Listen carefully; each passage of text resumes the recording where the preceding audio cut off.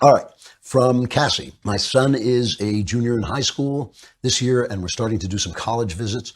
After reading Crime and Punishment early in the year, which is a favorite of yours also, it certainly is, he set his heart on being an English major.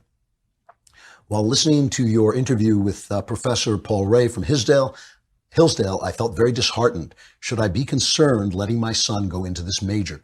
What should we be looking for on these college visits? Of course, Shakespeare in the curriculum is a must, but what else? Thanks for any advice.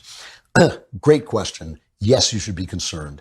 Yes, you should talk to people about whether or not they are going to let the artist speak or whether they're going to drown out the artist with their own left-wing theories. Are they going to teach kids what Shakespeare was trying to say, or are they going to teach them what they have to say about sexism, racism, this and that, colonialism, or whatever?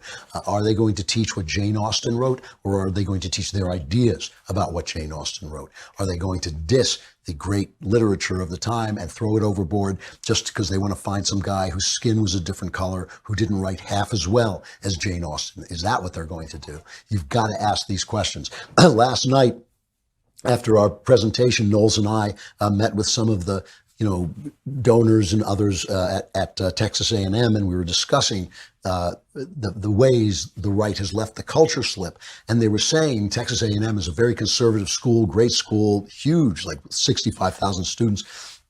And they were saying, there are a lot of departments where the ideas have to work. And of course, all those departments are conservative because conservative ideas work. So the agriculture department, the engineering department, science departments, those people are conservatives. But in the arts, where ideas don't have to prove themselves, leftists are coming in. And I said, I know that seems harmless, but it's really not. And we started talking, and among us, we came up with the idea that really what there should be is a Federalist Society for liberal arts teachers. They have a Federalist Society for judges, and Trump is appointing justices to the Supreme Court from the lists from the Federalist Society. It trains judges in constitutional law and not imposing leftist ideas on the country.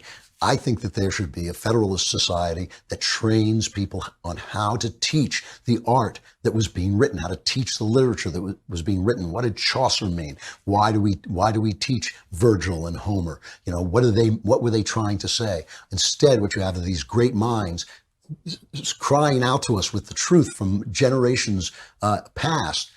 And they're drowned out by these latest theory about sexism or feminism or whatever, or race or whatever the hell it is. And that is incredibly, incredibly destructive. It is not teaching literature. It's not teaching literature. It is propaganda. It's child abuse. It is abusing young people by depriving them of their literary heritage and the heritage of ideas that made them who they are. It is a true abuse.